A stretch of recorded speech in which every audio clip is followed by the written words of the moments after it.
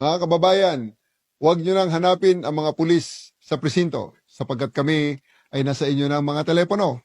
Dial 911, darating kami sa loob ng 5 minuto. Lilingkod sa bawat Pilipino at magbibigay ng tamang impormasyon para sa tahimik at maayos na Pilipinas. Police News Network, alagad ng batas, tagapagtaguyod ng balitang pulis, sandigan ng mamamayan, patnubay ng katotohanan. Na Kampo Krame, maghahatid ng pinakahuling kaganapan at nagbabagang balita. Ito ang PNN Police News Network. At ngayon, ang inyong mga tagapagbalita. Magandang araw, bagong Pilipinas. Ako ang inyong alagad ng batas, tagataguyod ng Balitang Pulis, Patrolman Adrian Dayao. Maghahatid sa inyo ng tamang balita, kwento ng pulis at serbisyo para sa mamamayan at ito ang PNP News Online. Ang pangunahing balita ng Police News Network, alagad ng batas, tagataguyod ng Balitang Pulis.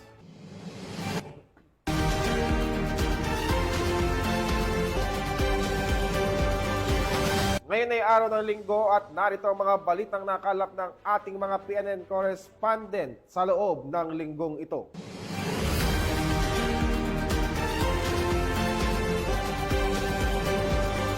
Sa ating unang balita, kalaboso ang nakatalang top 9 most wanted person matapos maaresto sa isinagawang operasyon ng kapulisan sa Tagbilaran City dahil sa kasong rape. Alamin ang detalye ng report mula kay Patrolwoman Flora May Azares. Sa kulungan ang bagsak ng top 9 most wanted person regional level na may kasong rape matapos maaresto ng kapulisan ng Tagbilaran City sa Barangay Bohol, Tagbilaran City, Bohol noong ika-21 ng Hulyo ng taong kasalukuyan. Kinilala ni Police Lieutenant Colonel Giancarin O. Escobar, Chief of Police ng Tagbilaran City Police Station, Bohol Police Provincial Office, ang sospek na si Margarito, 41 anyos, isang construction worker at residente ng naturang lugar. Bandang alas 12:45 ng tanghali nang maaresto ng kapulisan ang sospek sa bisa ng warrant of arrest para sa kasong rape na inisyu ni Honorable Samson Ariel Chang Cayetuna, Acting Presiding Judge ng 7th Judicial Region, Regional Trial Court, Branch 3, Tagbilaran City, Bohol, na walang rekomendadong piyansa. Samantala, kasulukuyang nasa kustodiya ng Tagbilaran CPS ang sospek para sa dokumentasyon at tamang disposisyon. Ang tagumpay na ito ay hindi namin magagawa kung wala ang suporta ng ating mga kaagapay na ahensya, CIDG, Maritime Group, Rio 7, PIU, Bohol PPO, at RMFD 7. Lubos din po kami nagpapasalamat sa butihing Mayor, Jane Yap, at sa buong pamahalaang lungsod ng Tagbilaran sa patuloy na suporta sa ating mga operasyon. Sa ilalim ng Oplan Limpyo Tagbilaran, hindi po tayo titigil hanggat hindi natin na ibibigay ang hustisya sa mga biktima ng krimen. Sa mga mamamayan ng Tagbilaran City, tuloy-tuloy lang po ang ating pagtutulungan. Sama-sama tayong magtaguyod ng isang ligtas at payapang lungsod. Mula dito sa Central Visayas, ako po ang inyong Police News Network correspondent, Patrolwoman Flora May Azares, alagad ng batas, tagataguyod ng balitang pulis. Maraming salamat sa iyo, Patrolwoman Azares. Matagumpay na nasabat ng mga operatiba ang humigit kumulang 1 milyong pisong halaga ng hinihinalang shabu sa isinagawang bypass operation sa Bukidnon na nagresulta sa pagkakaaresto ng isang high-value target. Patrolwoman Risa Sahonya sa report.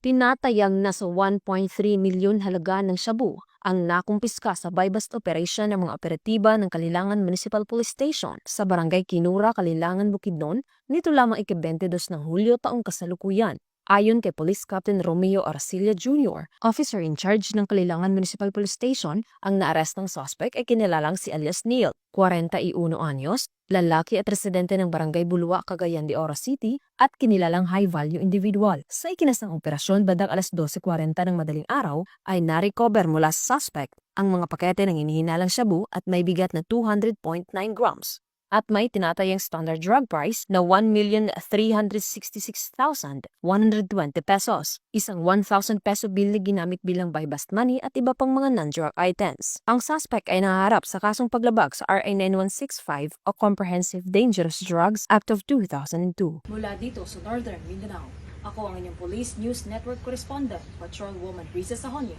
alagad ng batas, tagataguyod ng Balitang Pulis. Maraming salamat sa iyo, Patrolwoman Sahonia. Samantala, nasa kote ng mga operatiba ang isang individual na kabilang sa top 9 most wanted person sa Davao del Sur sa bisa ng warrant of arrest kaugnay sa kasong paglabag sa Republic Act 7610 o ang Special Protection of Children Against Abuse, Exploitation, and Discrimination Act. Magbabalita dyan si Patrolwoman Queenie Babes Arindain.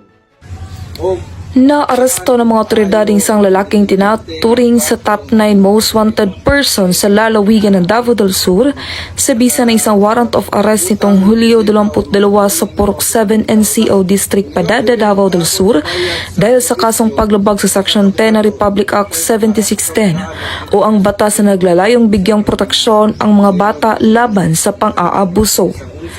Ang operasyon ay sinagsagawa ng Padada Municipal Police Station Tracker Team sa pamumuno ni Police Major William O. Katipay Jr., Chief of Police, katuwang ang mga tauhan mula sa Provincial Highway Patrol Team Davao del Sur. Kinilala ang suspect sa alias na Victor, 52 anyos, may asawa at residente ng Purok 6 Barangay Piapi, Padada, Davao del Sur. Siya ay pansamantalang nakakulong sa himpilan ng Padada Municipal Police Station habang hinihintay ang mga sunusunod na legal na hakbang. Samantala, ang laban kontra kriminalidad ay patuloy na pinapaigting ng Police Regional Office 11 sa pamumuno ni Acting Regional Director, Police Brigadier General Joseph Reyes Arguiles, alinsunod sa kampanya ng Bagong Pilipinas na panatilihin ang kapayapaan at kayusan tungo sa pagsulong ng bansa. Mula dito sa Police Regional Office 11, ako yung PNN Correspondent Patrolwoman Queenie Babes Arindain, alagad ng batas, tagataguyod ng Balitang Pulis. Maraming salamat sa iyo, Patrolwoman Arindain. Bilang bahagi ng pagdiriwang ng ika-30 Police Community Relations o PCR Month, nagsagawa ng Community Outreach Program ang Maguindanao del Sur Police Provincial Office para sa mga residente ng Shariff Agwak. Yan ang tinutukang balita ni Patrolwoman Veronica Lagi. Isang matagumpay na community outreach program ang hatid ng mga personahe ng Maguindanao del Sur PNP sa mga residente ng Shariff Agwak bilang bahagi ng pagdiriwang sa ika-30 Police Community Relations o PCR Month sa Shariff Agwak, Maguindanao del Sur. Nito lamang ika-21 ng Hulyo taong kasalukuyan.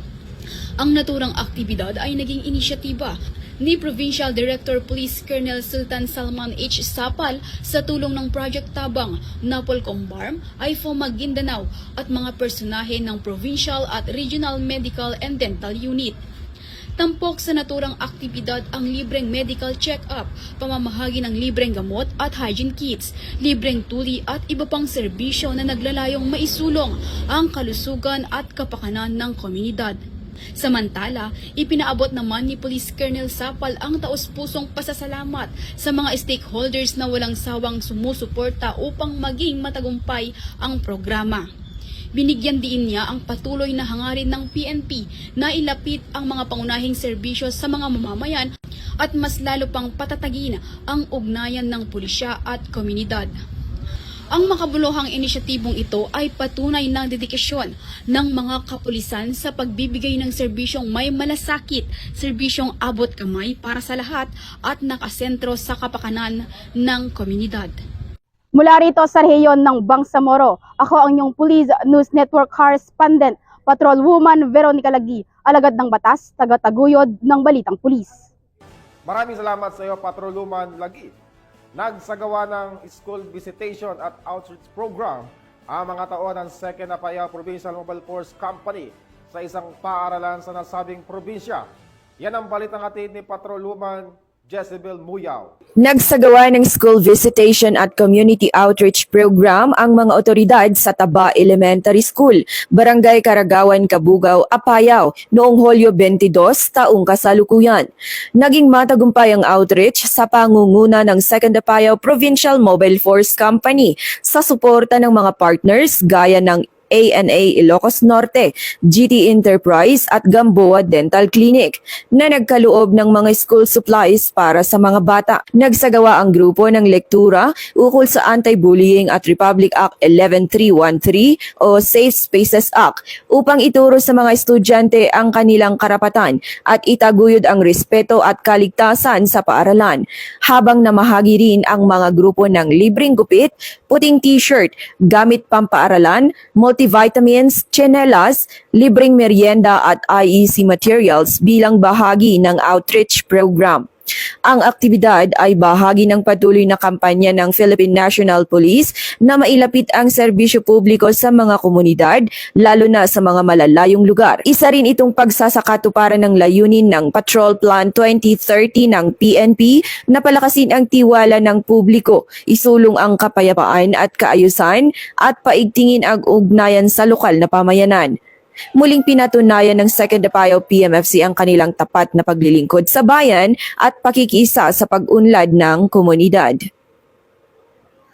Mula dito sa rehiyon ng Cordillera, ako ang inyong PNN correspondent, Patrolwoman Jezebel Moyaw, alagad ng batas, tagataguyod ng Balitang Pulis. Maraming salamat sa iyo, Patrolwoman Muyaw. Umabot sa mahigit 700,000 pisong halaga ng hinihinalang shabu ang nasamsam ng mga operatiba sa ikinasang bypass operation sa bayan ng Sanchez Mira, Cagayan. Ang report mula kay Police Corporal Roldan Guiab. Nasamsam ng mga operatiba ng Philippine National Police Drug Enforcement Group, Special Operation Unit 2, katuwang ang Sanchez Mira Police Station, Provincial Intelligence Unit at 2nd Cagayan Provincial Mobile Force Company ng Cagayan Police Provincial Office ang tinatayang mahigit 700,000 halaga ng hinihinalang shabu sa isinagawang search warrant operation sa Barangay Tokitok, Sanchez Mira, Cagayan nito lamang buwan ng Hulyo taong kasalukuyan. Kinilala ang suspek na si alias Iking, 47 taong gulang, may asawa, isang mangingisda at residente ng naturang barangay. Tinatayang nasa 100 gramo ng hinihinalang shabu ang narecover mula sa suspek na nakalagay sa isang paper bag. Dinala ang suspek kasama ang nakumpiskang mga ebidensya sa tanggapan ng PIDEG para sa dokumentasyon at tamang disposisyon. Nahaharap si Iking sa kasong paglabag sa Republic Act 9165 o ang Comprehensive Dangerous Drugs Act of 2002. Samantala, pinuri naman ni Police Brigadier General Antonio P. Maralag Jr., Regional Director ng PRO2, ang mga kapulisan na nasa likod ng matagumpay na operasyon. Ang pagkakaaresto sa suspek ay patunay ng patuloy na pinaigting na kampanya laban sa iligal na droga. Hinihikayat din nito ang publiko na makipagtulungan at agad iulat sa mga otoridad ang sinumang sangkot sa iligal na gawain.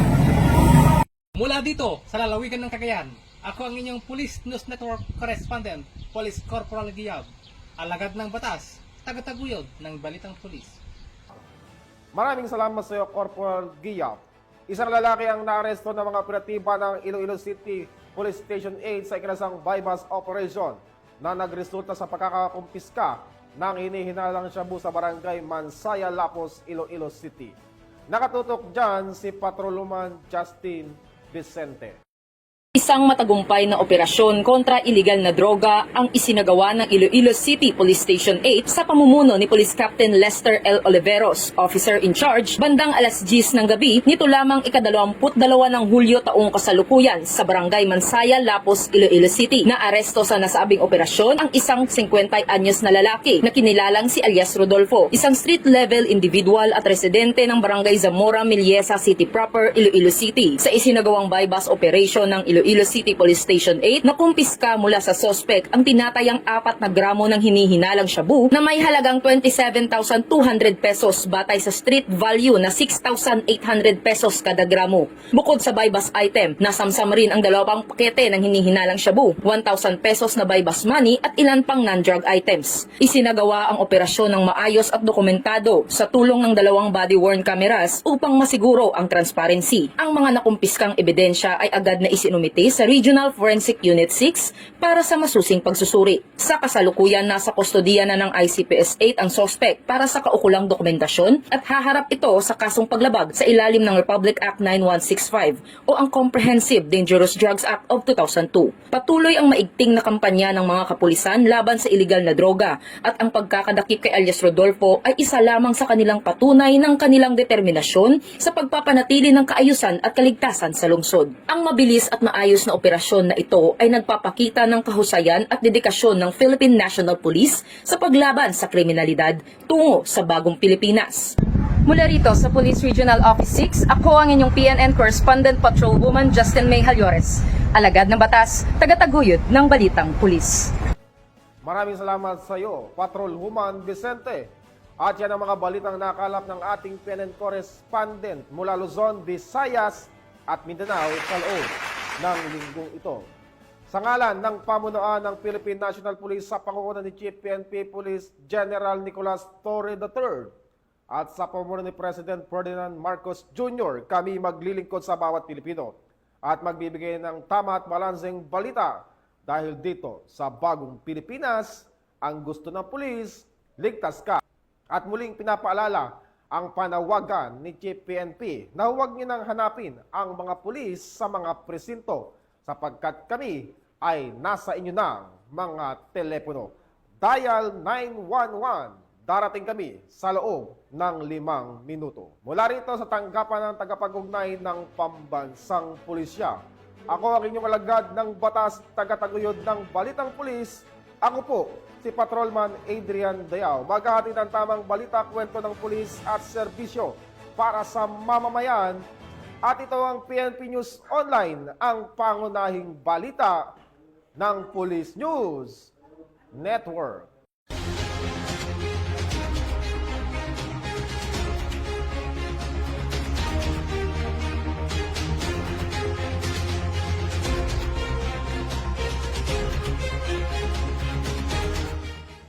Police News Network, alagad ng batas, tagapagtaguyod ng balitang pulis.